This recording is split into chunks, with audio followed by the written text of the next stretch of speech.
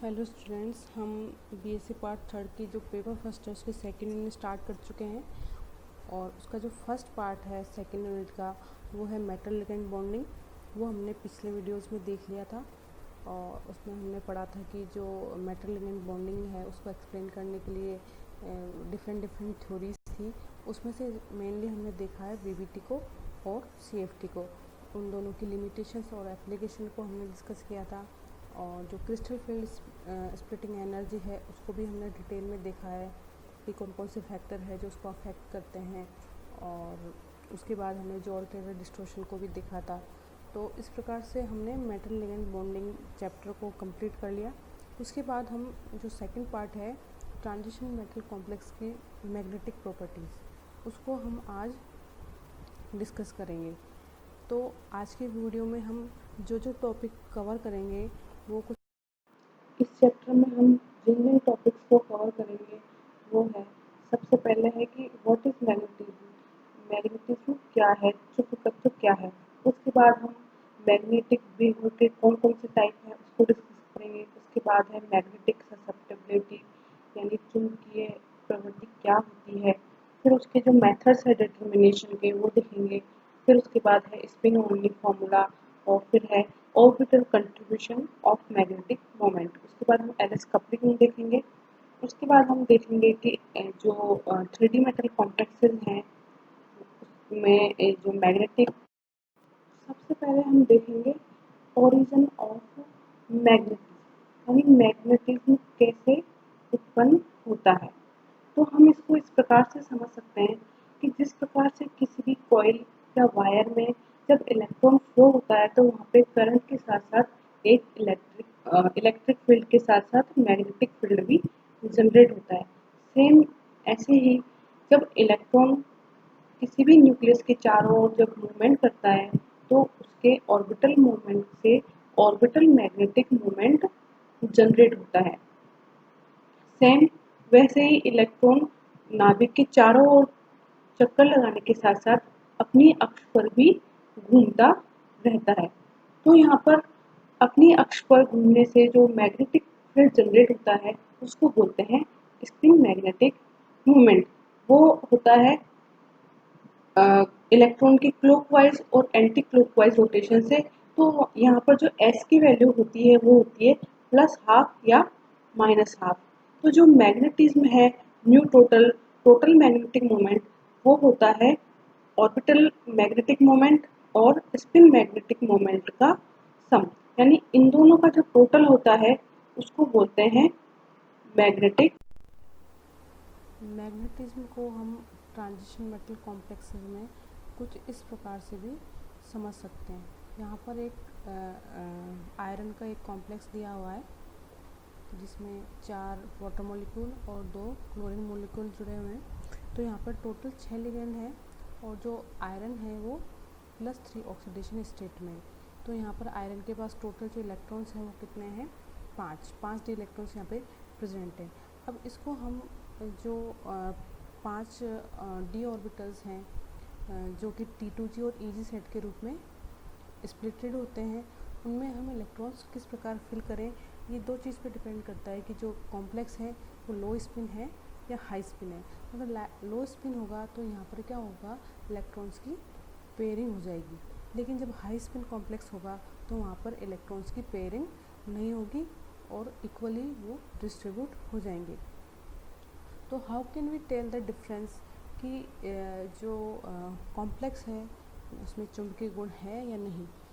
हम यहाँ पर जो एक इलेक्ट्रॉन है उसका जो स्पिन है हम उसको कुछ इस प्रकार से समझ सकते हैं कि ये एक लिटिल मैग्नेट के रूप में काम करता है। जब अनपेयर्ड इलेक्ट्रॉन होते हैं तो वहाँ पर मैग्नेटाइजेशन होता है, एक चुंबकत्व वहाँ पर होता है। लेकिन जब वहाँ पर पेयरिंग हो जाती है तो पेयरिंग होने से क्या होगा, जो मैग्नेटाइजेशन है वो एक दूसरे को कैंसिल आउट कर देता है। तो जो नेट मैग्नेटिज्म होता है वो हो जाता है 0। ठीक है। तो जो चुंबकत्व है उसमें जो 2 टर्म हम यूज में लेते हैं, एक तो है डायामैग्नेटिज्म और एक है पैरामैग्नेटिज्म। तो डायामैग्नेटिज्म जो है वो सभी सब्सटेंस की प्रॉपर्टी होता है। क्योंकि ये एक पेयर्ड इलेक्ट्रॉन की प्रॉपर्टी है, तो जितने भी सब्सटेंस होते हैं या जितने भी कॉम्प्लेक्सेस होते हैं उनमें ये प्रॉपर्टी पाई जाती है। लेकिन जब अनपेयर्ड इलेक्ट्रॉन प्रेजेंट होता है तो पैरा मैग्नेटिज्म की वजह से ये जो मैग्नेटिज्म है वो दब जाता है, क्योंकि डाया मैग्नेटिज्म पैरा मैग्नेटिज्म की तुलना में बहुत चुंबकीय व्यवहार या मैग्नेटिक बेसिकली दो ही टाइप का होता है, डाया मैग्नेटिक और पैरा मैग्नेटिक। जो डाया मैग्नेटिक है वो हम पहले ही देख चुके हैं किसकी प्रॉपर्टी है, वो है पेयर्ड इलेक्ट्रॉन्स की। जब पेयर्ड इलेक्ट्रॉन होते हैं तो वहाँ पर डाया मैग्नेटिज्म पाया जाता है, और एटलीस्ट वन इलेक्ट्रॉन भी अगर अनपेयर्ड है तो वहाँ पर पैरा मैग्नेटिज्म शो होता है। और डाया मैग्नेटिक जो सब्सटेंस होते हैं वहाँ पर जो एक्सटर्नल मैग्नेटिक फील्ड लगाया जाता है, तो जो अलाइनमेंट होता है मैग्नेटिक फील्ड का वो एंटी पैरेलल डायरेक्शन में होता है, और जो पैरामैग्नेटिक सब्सटेंस है उनका जो स्पिन अलाइनमेंट है वो पैरेलल होता है। यानी अप्लाइड मैग्नेटिक फील्ड की दिशा में ही पैरामैग्नेटिक जो सब्सटेंस है उसका स्पिन अलाइनमेंट होता है, और ये मैग्नेट को वीकली रिपेल करते हैं, जबकि जो पैरामैग्नेटिक सब्सटेंस होते हैं वो मैग्नेटिक फील्ड की ओर अट्रैक्ट होते हैं। इसी वजह से जो मैग्नेटिक फील्ड की लाइंस हैं वो डायामैग्नेटिक सब्सटेंस में रिपेल होती है और वो slightly away from the material हो जाती है, जबकि जो पैरामैग्नेटिक फील्ड में जो मैग्नेटिक फील्ड की लाइंस हैं वो मटेरियल की तरफ अट्रैक्ट।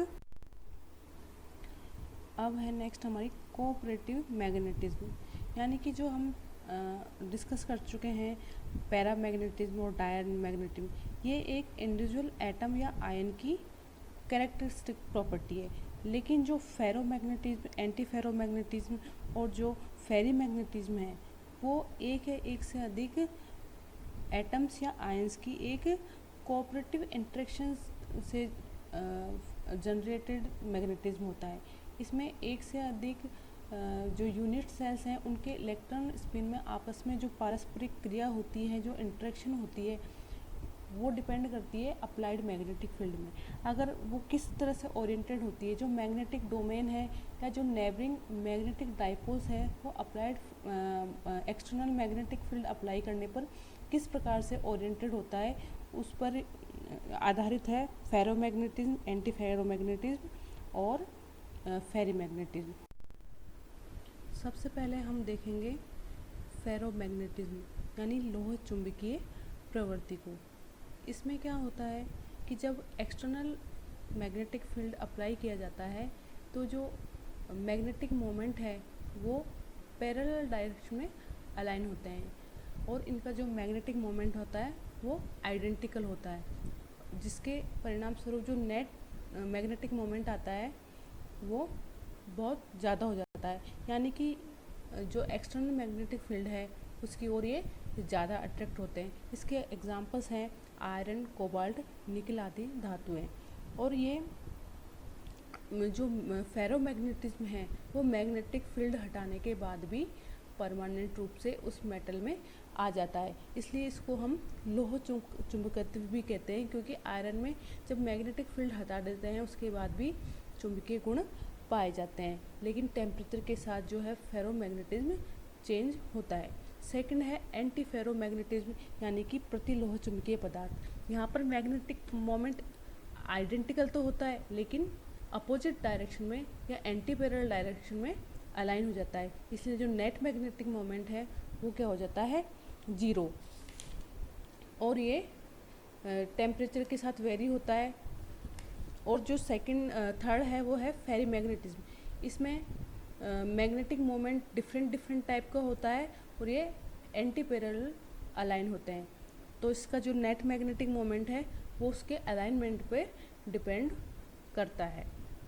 यहाँ पर एक ग्राफ दिया हुआ है जिसमें ताप मैग्नेटिक ससेप्टिबिलिटी यानी कि चुंबकीय प्रवृत्ति। It is a measure of the capacity of substance to take magnetisation when place in magnetic field. यानी किसी भी सब्सटेंस को जब मैग्नेटिक फील्ड में रखा जाता है तो वह कितना चुंबकीय चुंबकत्व ग्रहण करते हैं या उनकी कितनी क्षमता होती है चुंबकत्व ग्रहण करने की, उसको बोलते हैं magnetic susceptibility. When a substance is placed in a magnetic field, the field produced in the substance will be greater और lesser than applied field depending upon whether the sample is paramagnetic. Magnetic susceptibility की value diamagnetic substance के अलावा सभी के लिए positive होती है। Diamagnetic susceptibility each kind of substance की परमानेंट प्रॉपर्टी होती है। चुंबकत्व का मान सबसे ज़्यादा फेरोमैग्नेटिक सब्सटेंस में होता है, उससे कम होता है पैरामैग्नेटिक सब्सटेंस में, और उससे कम होता है एंटी फेरोमैग्नेटिक सब्सटेंस में, और फिर होता है डायमैग्नेटिक। मैग्नेटिक ससेप्टिबिलिटी को डिटरमाइन करने के दो मेथड्स है, एक गोय मेथड है, दूसरा है फेराडे मेथड। गोय मेथड में गोय बैलेंस को यूज करते हैं। इसमें सब्सटेंस की कुछ मात्रा को तोल लिया जाता है, फिर उसके बाद उसके वेट में जो डिफरेंस आया है उसको हम ज्ञात कर लेते हैं और फिर उसको फॉर्मूले में फिट करके मैग्नेटिक ससेप्टिबिलिटी की वैल्यू को निकाल लेते हैं। जो डायमैग्नेटिक सब्सटेंस होते हैं वो मैग्नेटिक फील्ड की जो लाइन है उसको रिपेल करते हैं, तो क्या होता है सैंपल का जो वेट है वो कम हो जाता है। लेकिन पैरामैग्नेटिक सब्सटेंस में क्या होता है कि जो मैग्नेटिक फील्ड है उसको वो अपनी तरफ अट्रैक्ट करते हैं, जिससे उनका जो सैंपल का वेट है वो बढ़ जाता है। तो इस प्रकार से पहले और बाद में जो वेट में जो डिफरेंस आया है उसको नोट करके फिर जो फॉर्मूला है उसमें पुट कर देते हैं और मैग्नेटिक ससेप्टिबिलिटी की वैल्यू को कैलकुलेट कर लेते हैं। ऐसे ही सेकंड मेथड है वो है फेराडे मेथड। यहाँ पर भी जो सैंपल है उसको मैग्नेटिक फील्ड के बीच में इस प्रकार से लटकाते हैं कि जो बाह्य जो चुंबकीय क्षेत्र लगाते हैं उसकी वैल्यू कांस्टेंट रहनी चाहिए।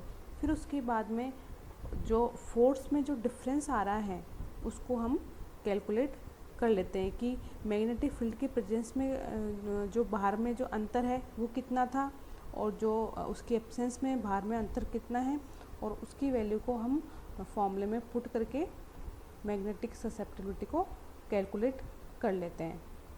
दोनों मेथड में जो मेन डिफरेंस है वो ये है कि फेराडे मेथड में कम अमाउंट में सब्सटेंस की ज़रूरत पड़ती है, लेकिन जो गोय मेथड है उसमें ग्राम में पदार्थ को लेना पड़ता है।